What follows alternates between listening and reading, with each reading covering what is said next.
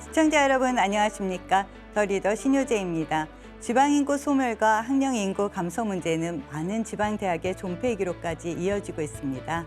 소멸 문제에 대응하기 위해 대학마다 새로운 대학의 모델을 제시하며 방안을 모색 중인데요.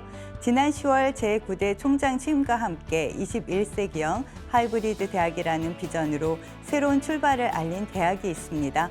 오늘 더 리더에서는 강원특별자치도에 위치한 상지대학교의 성경용 총장을 모시고 자세한 이야기 나눠보겠습니다.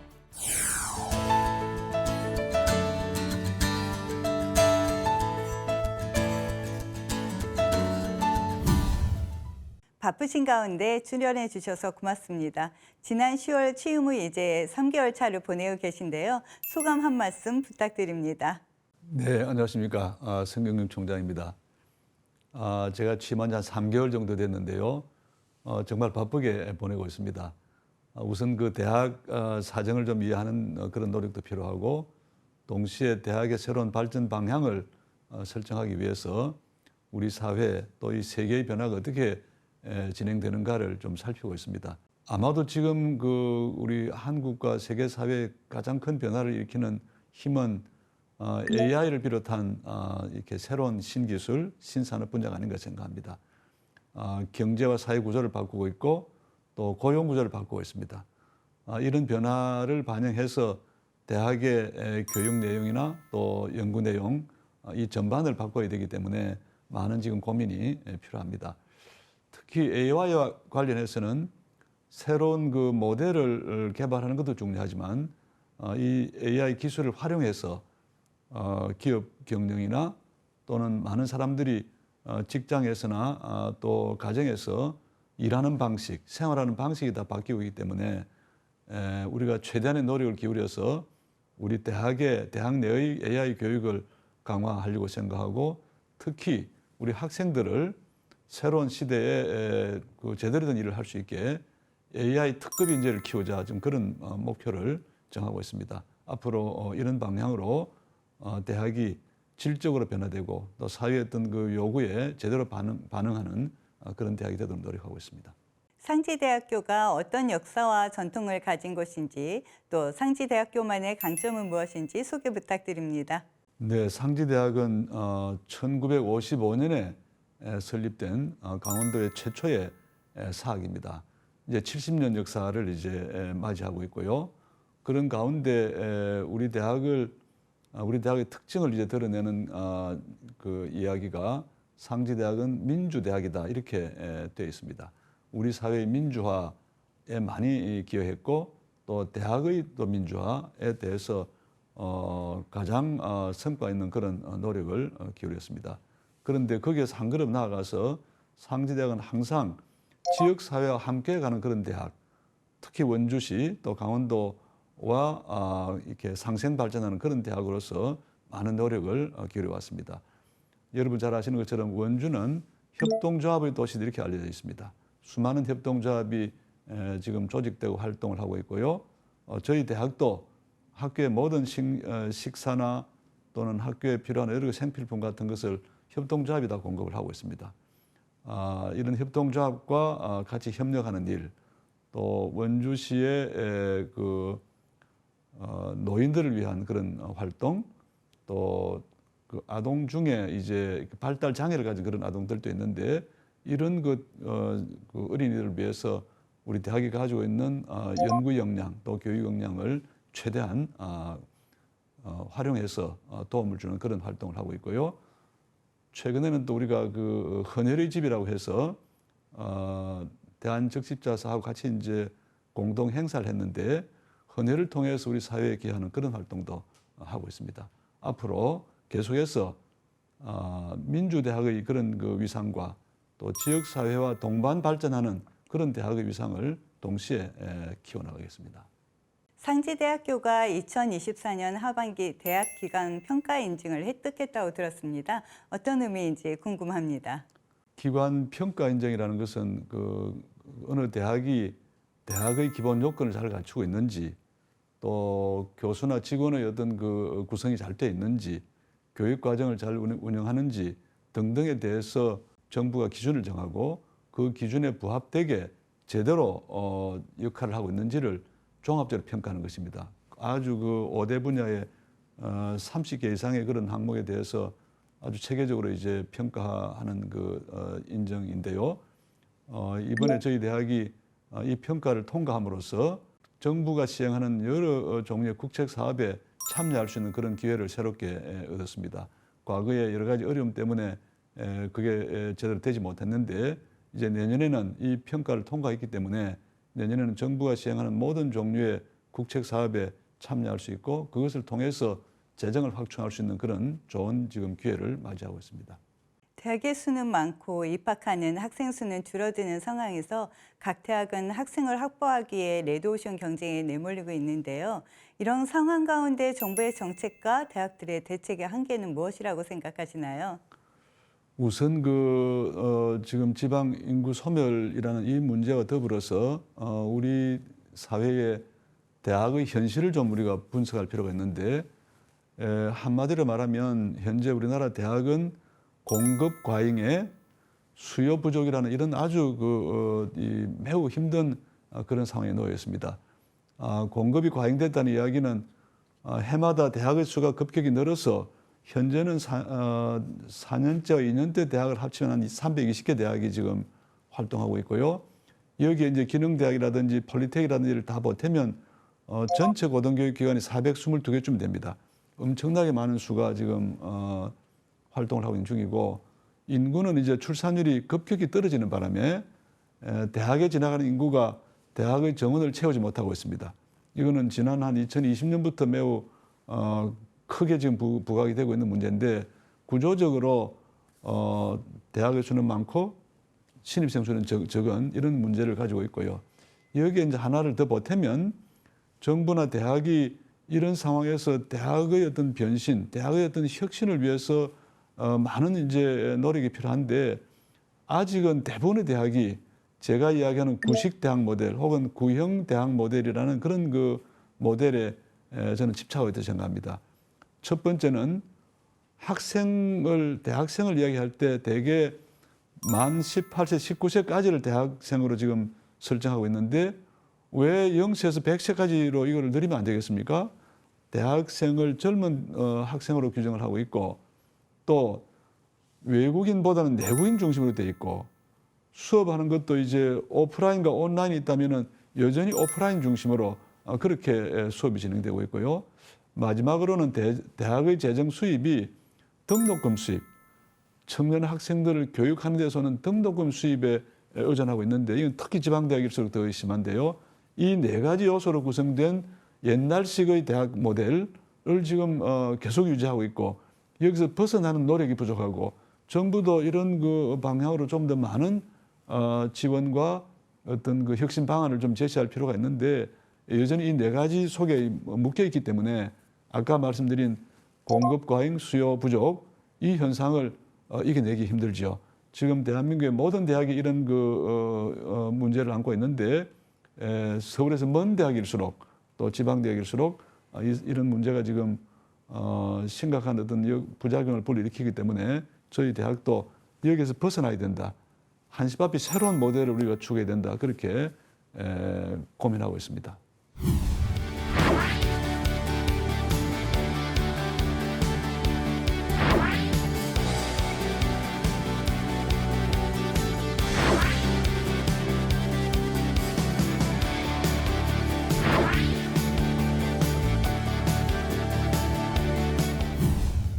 이번에는 상지대학교가 나아갈 방향에 대해 알아보겠습니다. 상지대학교는 대학 소멸 극복을 위해 어떤 대학 모델을 준비하고 계시는지 궁금합니다.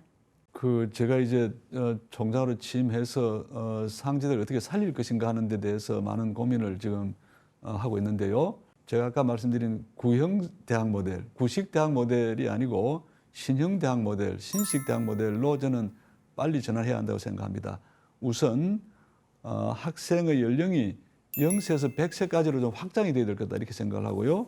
두 번째는 내국인 학생 외에 외국인 학생을 대거 좀 더 우리가 받아들이는 그런 노력이 필요하고, 세 번째는 오프라인 교육 외에 온라인 교육을 좀 더 확대해야 된다 그렇게 보고 있습니다. 마지막으로는 대학의 그 재정 수입을 교육 말고 젊은 학생들 대상으로 한 그 교육 재정 수입 이외에 우리가 기업들하고 협력하고 지자체하고 협력하고 또 외국 학생들을 대거 받아들이는 이런 방향으로 수입원을 다원해야 된다. 저는 그렇게 생각하고, 그 길 이외에는 지금 많은 대학들이 장차 생존하고 또 지속적으로 발전할 수 있는 그런 길이 없지 않느냐.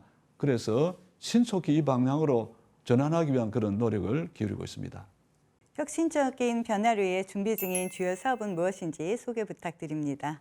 예, 저희들이 고민하는 몇 가지 이제 사업들이 있는데요.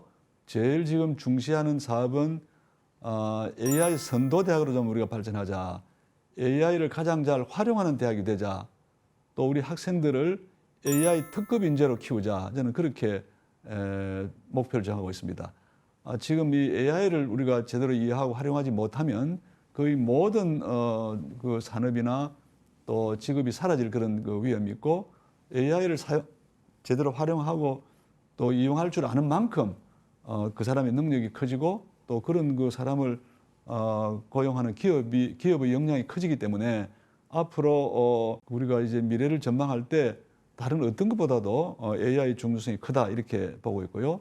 두 번째는 우리 국내 내국인 학생만으로는 대학의 정원을 지금 채우지 못하고 있습니다. 앞으로 점점 더 많은 이제 문제가 발생할 것이기 때문에 외국인 유학생을 더 많이 받아들이는데, 그 중에서도 한류 팬들이 전 세계에 지금 2억 2,500만 정도 된다고 합니다.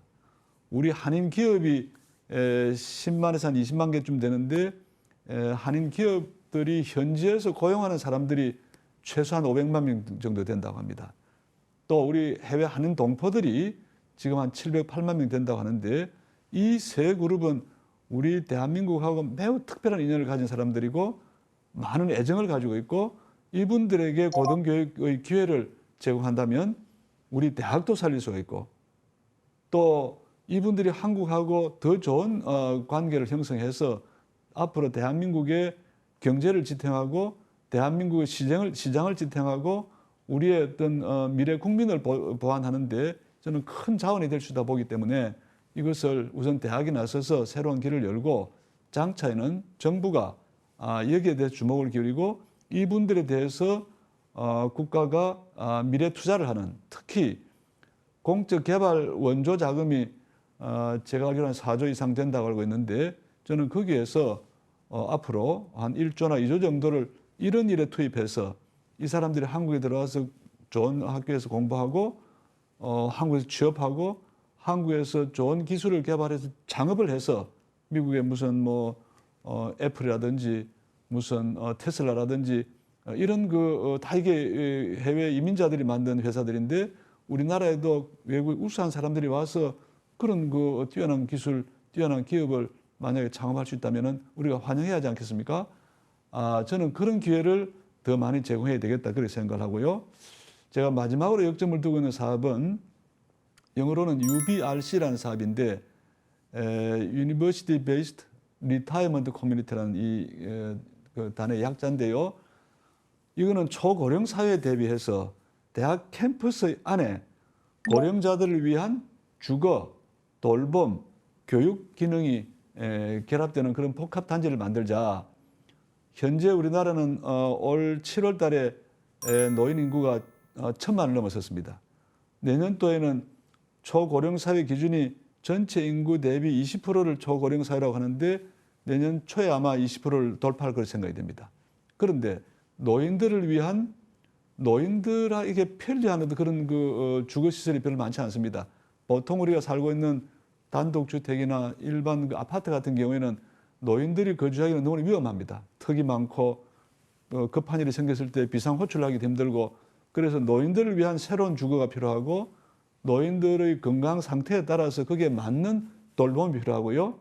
그 다음에 이제 노인들이 됐다고 해서 책 읽는 걸 중단하고 글 쓰는 걸 중단하고 학습을 중단하면은 치매나 이런 여러 가지 문제가 생기기 때문에 우리 대학이 가지고 있는 모든 교육 프로그램을 노인들에게 개방해서 학습 활동을 지원하고 대학에 있는 스포츠 시설, 도서관 시설, 또 식당, 그 외 문화 시설 이 모두를 그 노인들에게 개방해서 그분들이 생활하기 가장 쾌적한 그런 여건을 만들어야 되지 않겠느냐. 우리 대학에 노인들이 가장 필요한 곳이 대학 같은 그런 넓은 공간을 가진 곳 아니겠습니까? 그래서 저희 대학이 실험적으로 이런 사업을 해보려고 하고요. 여기에 이제 노인들이 가장 필요한 게 심장이나 뇌에 문제가 생겼을 때 이게 가장 긴급한 상황이 심장마비가 오거나 뇌경색이 오거나 하는 그런 이제 문제고 암이 급격하게 진행이 된다거나 이럴 때 긴급 대응이 어렵다는 것입니다. 그래서 이제 저희 대학의 여러 그 연구자들 또 바깥에 의료 특히 디지털 의료 이쪽에 이제 전문으로 하는 그 연구자나 또 그런 기업들하고 결합해서 우리 저희 대학의 이 시설에 들어오는 모든 노인들에게 상시적인 건강 체크가 이루어질 수 있도록 하고 그다음에 그런 위험이 뇌나 심장에 이런 위험이 오기 전에 사전에 그 위험을 감지하고 사전에 그 종합병원으로 후송이 돼서 필요한 어떤 그 긴급 조치, 예를 들면 수술을 해도 사후에 하는 수술이 아니고 사전적으로 수술이 이루어지도록 해서 노인들 건강을 완벽하게 우리가 관리하자. 그런 목표를 세우고 여러 가지 지금 연구하고 준비를 하고 있습니다. 상지대학교는 국내 최초 탄소 중립 실증대학 선포 및 지자체 탄소 중립 지원센터 지정으로도 주목을 받았는데요. 탄소 중립을 실현하고 기후변화에 대응하기 위해 상지대가 추진하고 있는 방안은 무엇인가요? 네, 저희 대학에 이제 탄소 중립 지원센터라는 기관이 있는데 이 기관에서는 원주 지역의 탄소 중립 계획을 수립해서 지자체 행정을 돕고 있는 일을 하고 있고요. 그 다음에 이제 탄소 중립이 워낙 지금 중요한 문제고 지구 온난화가 너무 급격히 진행되기 때문에 시민들을 위한 탄소 중립에 대한 이제 교육 사업이 진행이 되고 있고 그 다음에 이제 강원도에 좀 독특한 문제가 산불이 많이 난다는 것입니다. 이 산불이 한번 나면 나무가 이렇게 나무에 저장된 탄소가 배출이 되기 때문에 이런 그 산불을 어떻게 예방할 것인가 하는 등등에 대해서 매우 정밀한 연구를 지금 수행하고 있습니다. 상지대가 지향하는 가치는 무엇인가요? 상지대학은 뭐 여러분들이 많이 알고 있듯이 민주대학이다 이렇게 알려져 있습니다. 우리 사회 민주화를 위해서 그동안 많은 이제 노력을 해왔다. 저는 그런 뜻이라고 생각합니다. 이 민주대학의 전통 위에 저는 앞으로 상지대학이 혁신대학으로 발전해야 한다고 생각합니다. 혁신에는 기술 혁신도 있고 사회 혁신도 있고 많은 혁신이 있는데 특별히 우리가 대학이기 때문에 연구 혁신 또 교육 혁신에 이제 집중해서 우리 대학의 연구 역량을 높이고 우리 대학의 학생들을 우리 사회가 필요로 하는 꼭 필요하고 없어서는 안 될 그런 인재들로 키우겠다 그런 목표를 가지고 있고요. 하나를 더 보탠다면은 저는 앞으로 불가피하게 학생 인구는 줄어들고 대학은 많고 우리가 이 어려움을 이겨내야 되기 때문에 대학이 마치 기업이 작동하는 것과 같은 그런 방식으로 저는 앞으로 변화돼야 된다고 생각합니다. 그래서 여러 가지 기업을 연구하기도 하고 기업이 사업하는 방식을 연구해서 우리 대학의 일종의 뭐랄까요? 사업 혁신이랄까? 그렇게 해서 우리가 지역 사회나 지역의 경제에 보탬이 되는 일을 하면서 우리 대학의 재정 수익까지 확보할 수 있는 그런 사업 혁신까지 앞으로 확대하겠다 그렇게 말씀드릴 수 있습니다.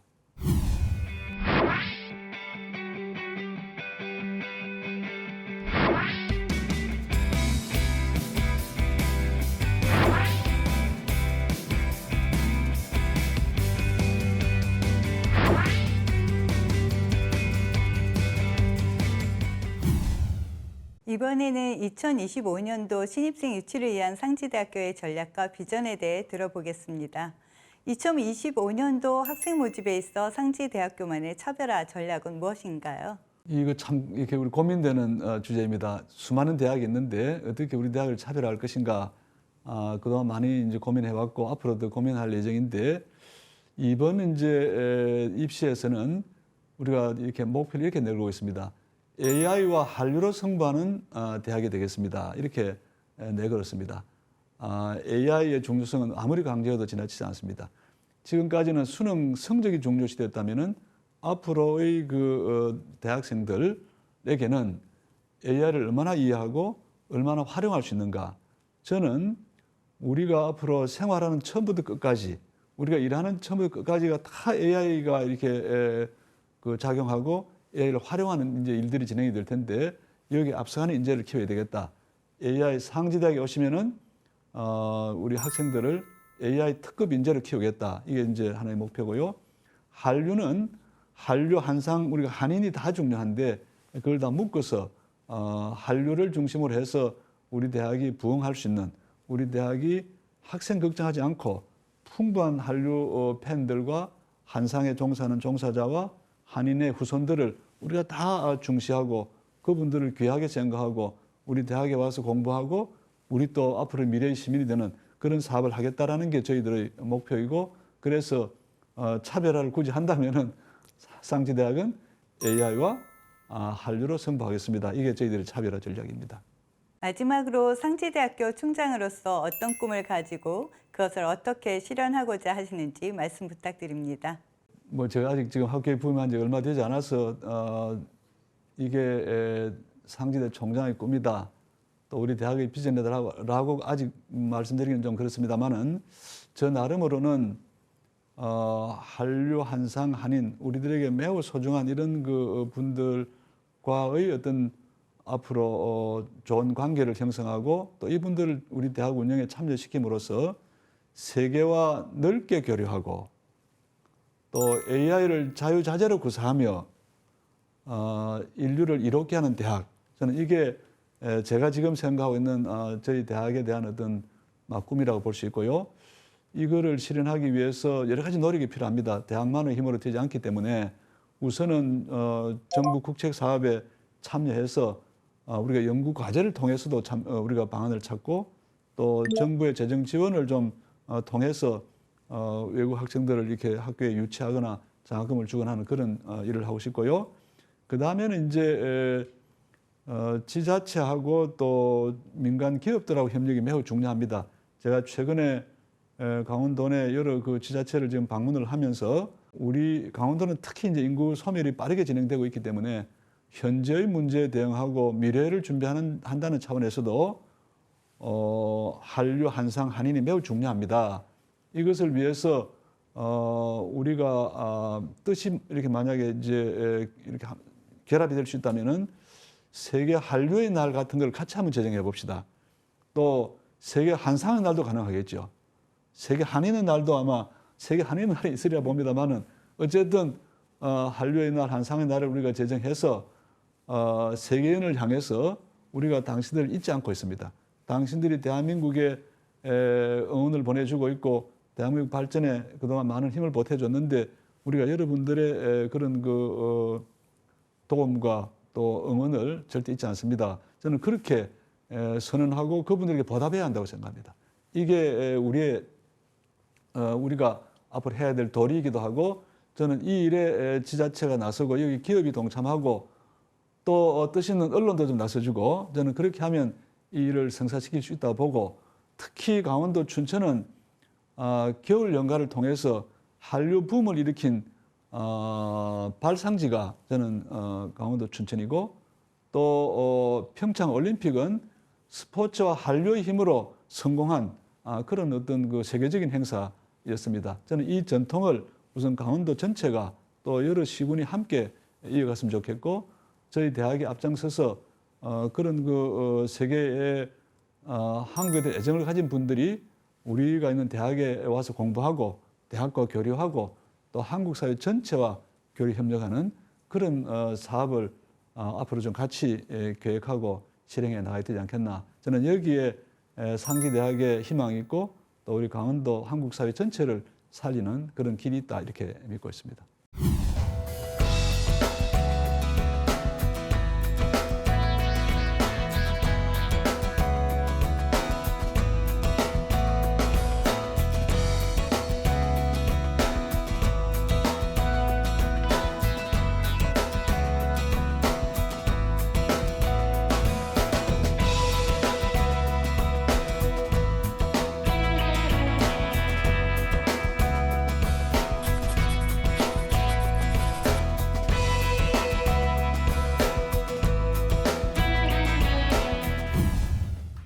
21세기형 하이브리드 대학을 목표로 교육 혁신을 진행 중인 상지대학교에 대해 알아봤습니다. 학생들의 의견을 적극적으로 반영하고 지역과 함께 미래를 설계하며 글로벌 인재 양성의 발판 마련을 위해 최선을 다하는 상지대학교의 미래를 응원하겠습니다. 오늘 출연해 주신 성경림 총장님 고맙습니다.